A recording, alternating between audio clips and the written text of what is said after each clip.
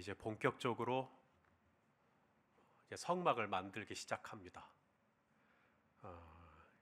이 성막은 모세 혼자서 만들 수 있을까요? 불가능합니다. 하나님의 일이 다 그래요. 하나님도 혼자 사역하지 않았어요. 천지를 창조하실 때 하나님도 성부와 성자와 성령으로 함께 사역하셨습니다. 우리 인간을 만드실 때 하나님이 나의 형상을 따라 나의 모양대로 내가 사람을 만들겠다 하지 않고 복수형을 써요. 우리의 형상, 우리의 모양. 우리 창세기 1장 26절 읽어보죠. 시작. 하나님이 이르시되 우리의 형상을 따라 우리의 모양대로 우리가 사람을 만들고 그들로 바다의 물고기와 하늘의 새와 가축과 온 땅과 땅에 기는 모든 것을 다스리게 하자 하시고, 하나님 혼자서 사람을 만드신 게 아니라 우리 같이예요. 같이. 요한복음 17장에 예수님의 그 대제사장 기도에도 보면 이런 대목이 나옵니다. 요한복음 17장 5절인데요. 읽어보죠. 시작. 아버지여, 창세 전에 내가 아버지와 함께 가졌던 영화로서 지금도 아버지와 함께 나를 영화롭게 하옵소서. 자, 창세 전에 예수님이 태초에 하나님이 천지를 창조하시기 전에 이미 예수님하고 하나님이 같이 있었다는 거예요. 창세 전에 내가 아버지와 함께 가졌던 영화가 있어요.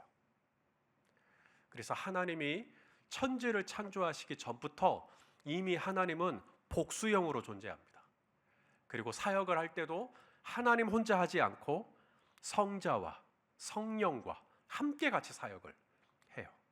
너희는 가서 모든 족속으로 제자를 삼고 아버지와 그 다음에 아들과 그 다음에 성령의 이름으로 세례를 주고, 그래서 함께 사역하는 거죠. 함께. 하나님의 일을 한다. 하나님의 일을 한다고 할 때 아주 중요한 태도 중에 하나는 할 수만 있으면 다른 사람하고 같이 하는 겁니다. 나 혼자 하는 게 아니라. 그런데 때로 나 혼자 하는 게 심간 편할 때가 있나요, 없나요? 차라리 딴 사람 말고 그냥 나 혼자 하는 게 낫겠다 라고 할 때가 종종 있는 것 같아요. 일단 다른 사람이랑 하게 되면 복잡해져요. 또 다른 사람이랑 하게 되면 이게 에너지가 들어가요. 감정의 에너지, 육체의 에너지가 들어가요. 그러니 차라리 나 혼자 하는 게 더 낫겠다 이런 생각을 할 수도 있을 것 같아요. 그런데 하나님 나라의 일을 하려고 하면, 사역을 하려고 하면 우리가 반드시 가지고 있어야 될 태도 중에 하나가 뭐냐면 다른 사람하고 같이 하는 겁니다. 같이. 다른 사람 필요 없고 혼자서 온전히 다 하실 수 있는 분이 계셔요. 바로 예수님이시죠. 예수님은 하나님이시니까 다른 사람 필요 없죠. 오히려 다른 사람이 번거롭죠. 그런 예수님조차도 이 땅에 오셔서 12명의 제자를 삼으시고 그들과 함께 사역을 하십니다. 우리에게 원리를 보여주시려고 하는 거죠. 샘플을 보여주시려고 하시는 겁니다. 하나님의 일을 하려고 할 때, 사역을 하려고 할 때 첫 번째 원칙이 뭐냐? 다른 사람하고 같이 사역하는 겁니다. 우리 요한복음 14장 12절 말씀을 한번 읽어볼까요? 시작. 내가 진실로 너희에게 이르노니 나를 믿는 자는 내가 하는 일을 그도 할 것이요 또한 그보다 큰 일도 하리니 이는 내가 아버지께로 감이라. 자, 예수님이 제자들에게 너희가 나보다 더 큰 일도 할 것이다 라고 말씀하시는 거죠. 아니, 이보다 더 위대한 일을 하실 수 있는 예수님, 이후에 어떤 누구도 흉내낼 수 없을 만큼 무에서 유를 창조해 내실 수 있는 예수님, 그런데 그 예수님이 제자들에게 뭐라 그러냐면 너희는 내가 한 일을 할 수 있고 내가 한 것보다 더 큰 일도 할 수 있다고. 제자들에게. 그래서 예수님은 제자들에게 자꾸 여지를 줘요. 기회를 줘요. 오병이어 떡 5개와 물고기 2마리로 5,000명 이상을 먹이실 때도 떡 5개와 물고기 2마리로 5,000명 이상을 먹일 수 있도록 능력을 행하신 분은 예수님이신데 예수님은 그 떡과 물고기를 누구에게 주냐면 제자들에게 줘요. 그리고 제자들에게 너희가 나누라고 그래요. 그러면 사람들은 제자들이 떡과 물고기를 그렇게 기적을 만든 줄 알 거 아닙니까? 그런데 예수님은 제자들하고 같이 사역하기를 원하시는 거죠. 자, 마태복음 14장 19절 읽어보죠. 시작. 무리를 명하여 잔디 위에 앉히시고 떡 5개와 물고기 2마리를 가지사 하늘을 우러러 축사하시고 떡을 떼어 제자들에게 안 주고 바로 사람들에게 주실 수 있죠, 예수님이. 그런데 예수님은 제자들에게 줘요. 그리고 그 다음에 제자들이 그 다음 뭐예요? 무리에게 주게 하시는 거죠. 기회를 주는 겁니다. 어떤 기회? 동력할 수 있는 기회, 같이 사역할 수 있는 기회. 예수님이 능력을 행하셔요. 예수님이 은혜를 일으키십니다. 예수님이 기적을 만드실 수 있어요. 예수님이 치유하실 수 있어요. 믿으십니까? 그런데 예수님이 다 하실 수 있지만 예수님은 우리 목자와 목녀와 함께 하기를 원하셔요. 예수님은 우리 중보기도팀하고 함께 하기를 원하세요. 예수님은 우리 유치부 선생님들하고 초등부 선생님들하고 같이 하기를 원하세요. 예수님이 다 하실 수 있지만 예수님은 부족한 우리에게 자꾸 떡을 떼어서 너희가 주라 그래요. 너희가 주라. 저에게 줘요, 자꾸. 그리고 저더러 먹이래요. 제가 준 게 아니에요. 제가 능력이 있어서가 아니에요. 저도 주님께 받은 거예요. 근데 주님은 항상 하나님 나라의 일을 할 때 같이 하기를 원하시는 거죠. 이것이 첫 번째 원칙입니다. 나 혼자 할 수 있죠. 나 혼자 하는 게 시간은 좀 걸리겠지만 시간 편할 때도 있어요. 그런데 같이 하는 겁니다. 같이. 다른 사람하고 같이. 이것이 성경이 하나님이 우리에게 보여주고 있는 샘플이에요. 사역의 첫 번째 원칙이 뭐라고요? 같이 사역하는 거예요. 함께 사역하는 거예요. 따라서 합시다. 사역은 같이 하는 겁니다. 예, 그게 첫 번째 원칙. 자, 이제 두 번째 원칙은 이거예요. 그렇게 사역을 하되 기분이나 감정에 기반하지 않는 겁니다. 사역을. 이게 감정이나 기분에 따라서 사역하지 않는 거예요. 때로는 우리가 사역을 할 때 기분 따라서, 감정을 따라서 사역할 때가 얼마나 많은지 몰라요. 근데 그건 사역의 원칙에 들어가지 않아요. 오늘 하나님께서 모세를 통해 이제 성막을 만들어요. 성막을 만들 때 모세가 이스라엘 백성들에게 이런 얘기를 합니다. 자, 오늘 본문 5절 말씀을 같이 읽죠. 시작. 너희의 소유 중에서 너희는 여호와께 드릴 것을 택하되 마음에 원하는 자는 누구든지 그것을 가져다가 여호와께 드릴지니 곧 금과 은과 놋과 그 다음에 쭉 나와요. 이제 여러 가지 뭐 실도 나오고 나무도 나오고. 너희의 소유 중에서 따라합시다. 너희의 소유 중에서. 그래서 하나님께 드릴 것을 택해라. 하나님께 드릴 것을 선택하라는 거죠.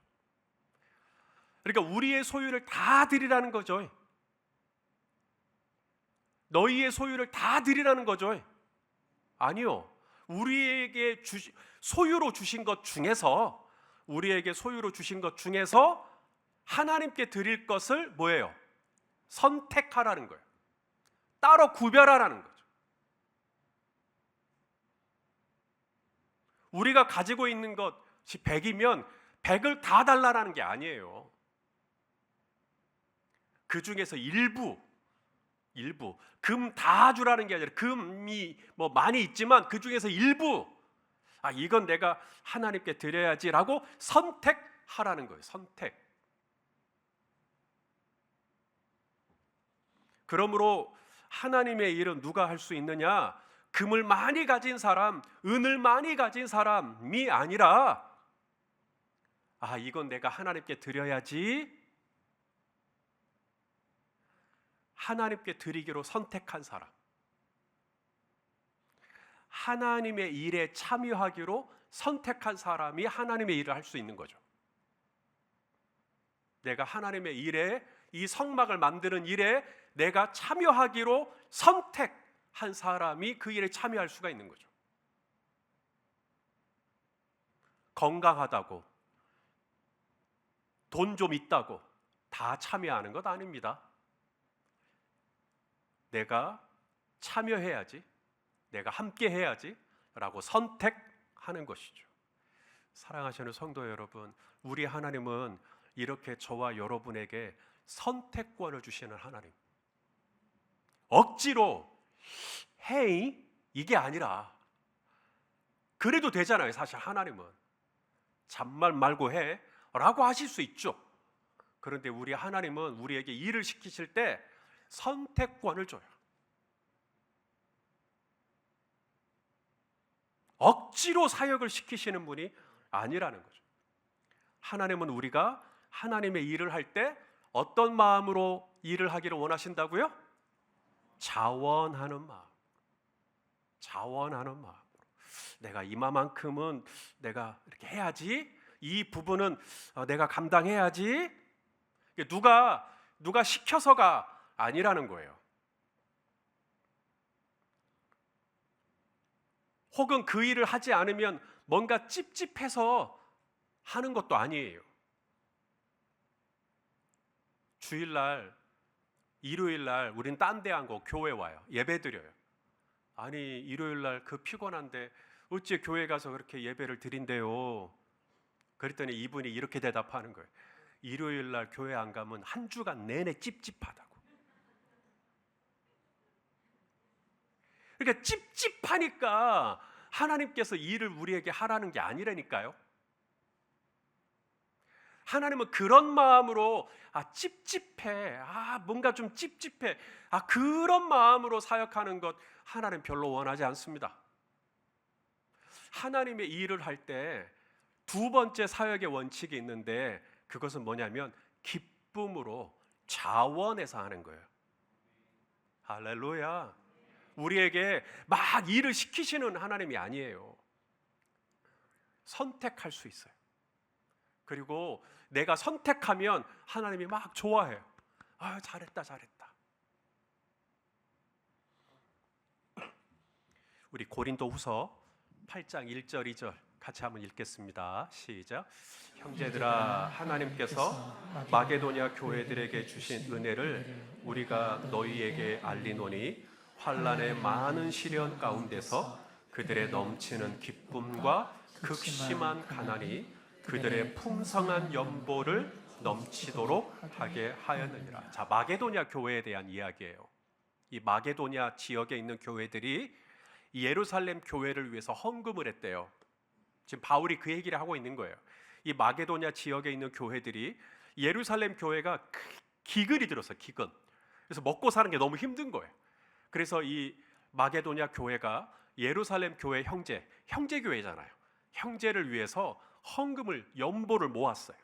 근데 연보를 모을 때 얼만큼 모았다고 하냐면 풍성한 연보를 넘치도록 했다.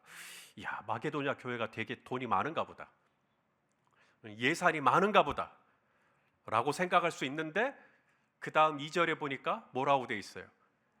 많은 환난에 많은 시련이 있고 그 다음 뭐라고 그래요? 극심한 가난 속에서 연보를 한 거예요. 아니, 그렇게 본인들도 어려운데 그렇게 헌금을 했다고? 본인들도 그렇게 시련이 있고 본인들도 그렇게 가난한데 풍성한 연보를 했다고? 이야, 사도 바울이 엄청 쪼았나 보다. 이 강대상 헌금 손목사가 엄청 쪼았나 보다. 제가 쪼았어요? 그게 아니라는 거죠. 자, 3절과 4절을 또 이어서 읽겠습니다. 시작.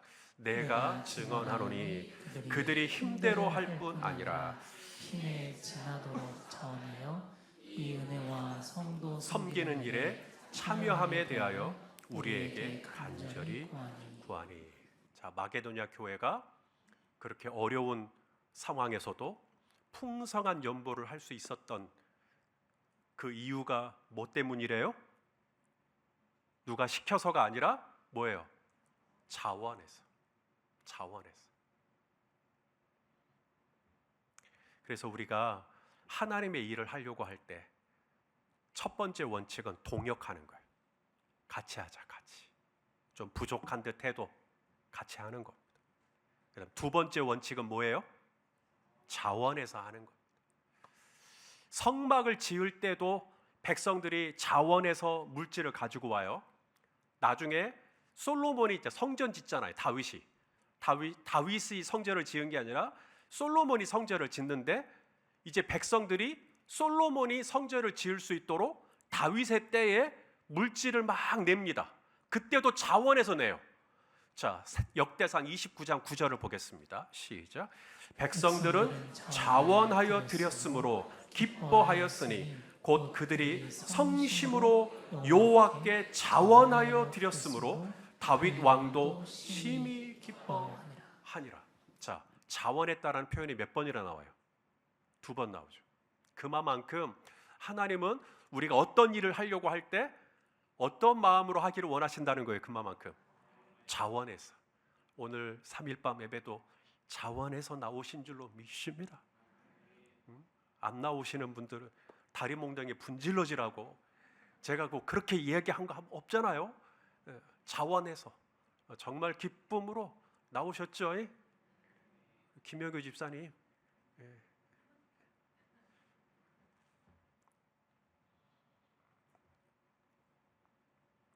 자, 이제 마지막 원칙입니다. 하나님의 일을 하려고 할 때 우리가 원칙이 있어야 되는데, 첫째는 나 혼자 하지 말고 내가 누구랑 같이 할 것이냐, 함께 사역하는 거예요. 그다음 두 번째는 내가 이 일을 하려고 할 때 내 안에 자원하는 마음이 있느냐, 자원하는 마음으로 하는 거예요. 내가 안에 자원하는 마음이 없다? 하지 마세요. 나 이거 막 하고 싶은 마음이 있다? 그럼 하시면 됩니다. 근데 별로 하고 싶은 마음이 없는데, 그러면 안 해도 됩니다. 그럼 아직 마음의 준비가 안 된 거예요. 나중에 자원하는 마음을 하나님이 주십니다. 자, 세 번째 원칙은 뭐냐면, 이게 좀 제일 어려워요. 세 번째 원칙이 뭐죠? 지혜롭게 사역하는. 지혜롭게. 자, 오늘 본문에 지혜로운 자 10절에 그 말씀이 나와요. 읽어보겠습니다. 시작. 무릇 너희 중 마음이 지혜로운 자는 와서 여호와께서 명령하신 것을 다 만들지니. 자, 이제 백성들이 물질을 다 냈어요. 물질만 내면 안 되죠. 누군가는 만들어야 될 거 아닙니까? 이제 성막에 쓸 도구들을 누군가는 만들어야 되잖아. 이 강대상도 누군가는 만들었겠죠. 이 건축을 할 때 건축 디자인상 뭐 이런 게 있어요. 이 성구도 성구 디자인상이 있습니다. 이 성구 디자인에서 대상 받으신 분이 만든 거예요. 뭐가 좀 있어 보이죠?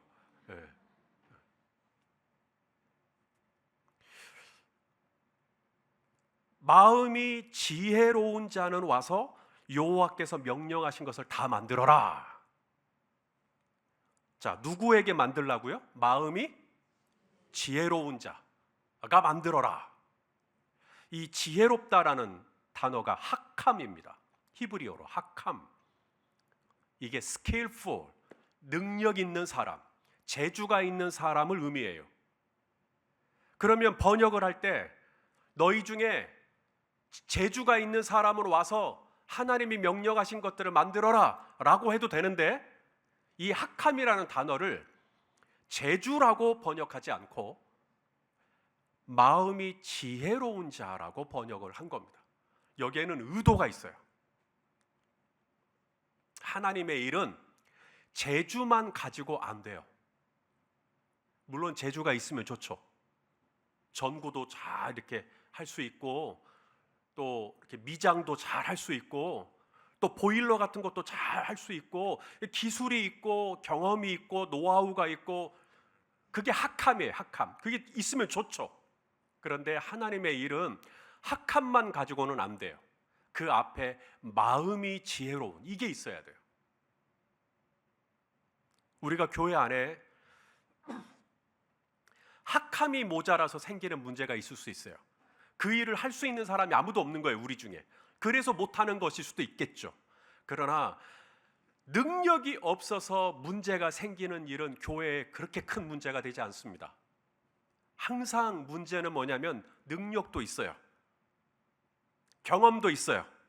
근데 지혜롭질 못한 거예요, 마음이. 그래서 문제가 늘 생겨요.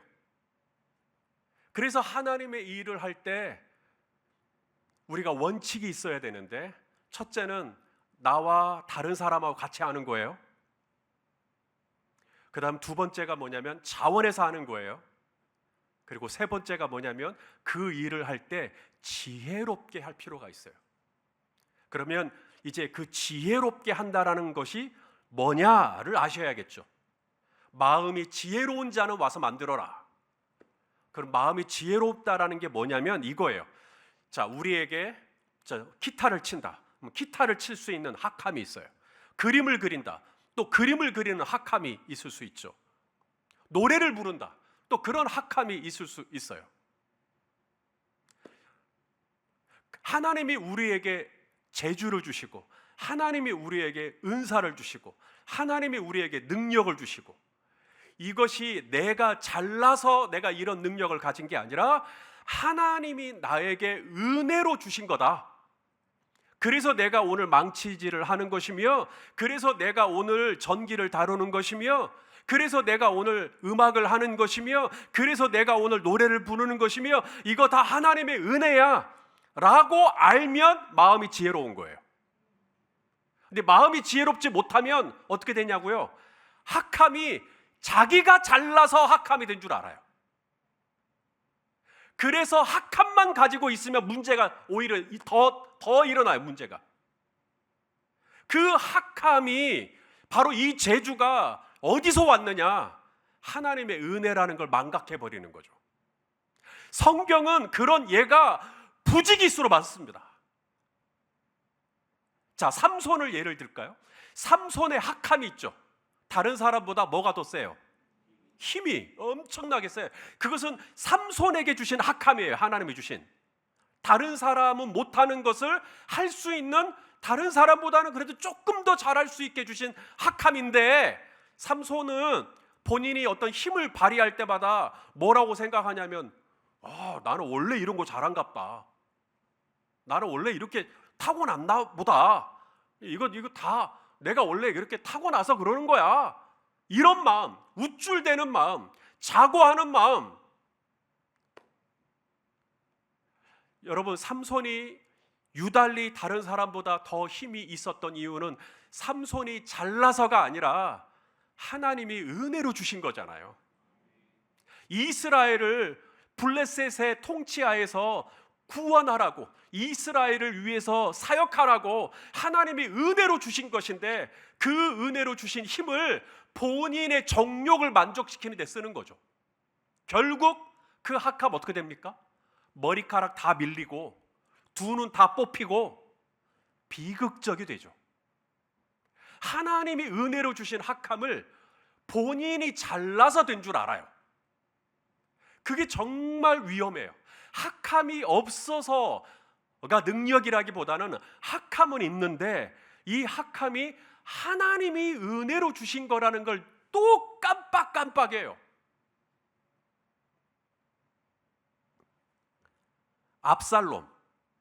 압살롬에게 주신 학함이 있어요. 바로 머리카락.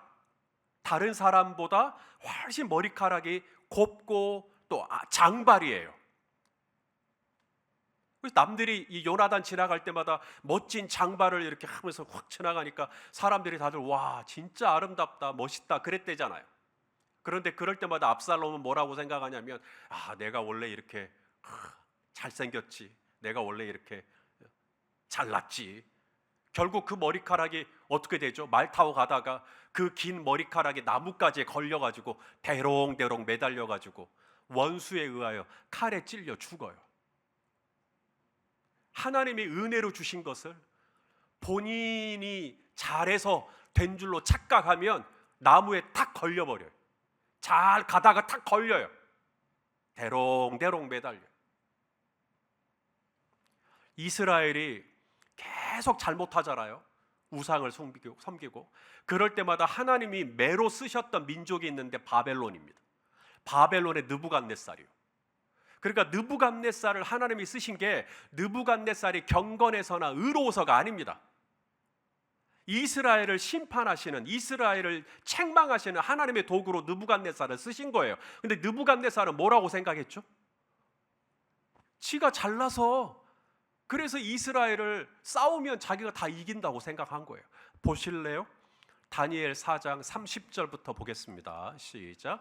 나 왕이 말하여 이르되 이 큰 바벨론은 내가 능력과 권세로 건설하여 나의 도성으로 삼고 이것으로 내 위엄의 영광을 나타낸 것이 아니냐 하였더니 이 말이 아직도 나 왕의 입에 있을 때 하늘에서 소리가 내려 이르되 느부갓네살 왕아 네가 말하노니 나라의 왕위가 너에게서 이제 떠났다.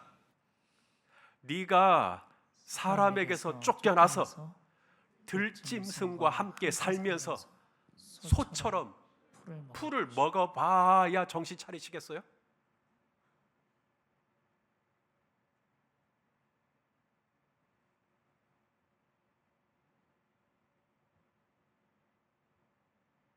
우리가 하나님의 일을 할 때 누구는 이 금을 가지고 언약궤를 만들어요. 누구는 은을 가지고 성막의 받침대를 만들어요. 누구는 놋을 가지고 이제 번제단을 만드는 거죠.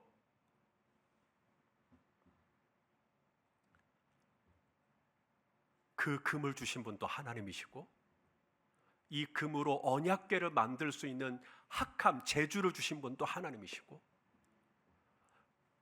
은을 주신 분도 하나님이시고 이 은으로 성막 기둥의 받침대를 만들 수 있게 하신 것도 하나님이시고 나에게 놋을 주신 것도 하나님이시고 그 놋으로 번제단을 만들 수 있게 하신 것도 하나님이시고 사역의 세 번째 원칙, 지혜롭게 사역하라는 게 바로 이 뜻입니다. 내가 무슨 일을 했든 다 하나님의 은혜로 한 거예요. 그러니 사람이 조금 몰라줘도 사람이 조금 안 알아줘도 하나님만 바라보고 하는 거죠. 내게 금을 주신 하나님, 내게 은을 주신 하나님, 내게 놋을 주신 하나님, 그리고 이것으로 내가 오늘도 사역할 수 있게 해주신 하나님, 내 힘으로 내 능력으로 한 게 아니라 다 하나님의 은혜로, 하나님이 값없이 주신 은혜로 내가 한 것이니 하나님 홀로 영광을 받아 주시옵소서. 이게 세 번째 원칙이에요. 그러면 시험에 들지 않습니다.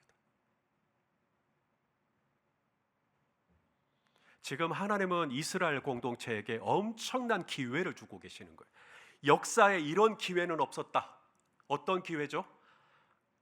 감히 하나님이 거하실 장막을 만드는 기회예요. 하나님이 거하실 처소를 만드는 기회를 지금 이스라엘에게 주겠다는 거잖아요. 근데 이 일을 하나님이 너희는 다 해야 돼, 한 사람도 빠짐없이 다 해야 돼 라고 하지 않아요. 이 일을 할 때 선택하라고 말씀하십니다. 나는 너희에게 내가 거할 처소를 만들 기회를 주기를 원하는데 선택해라. 너희가 가지고 있는 것 중에서 일부를 나에게 줄 수 있겠니? 네가 가진 시간 중에 일부를 나에게 줄 수 있겠니? 네가 가진 금 중에 일부를 나에게 줄 수 있겠니? 선택하라는 거예요.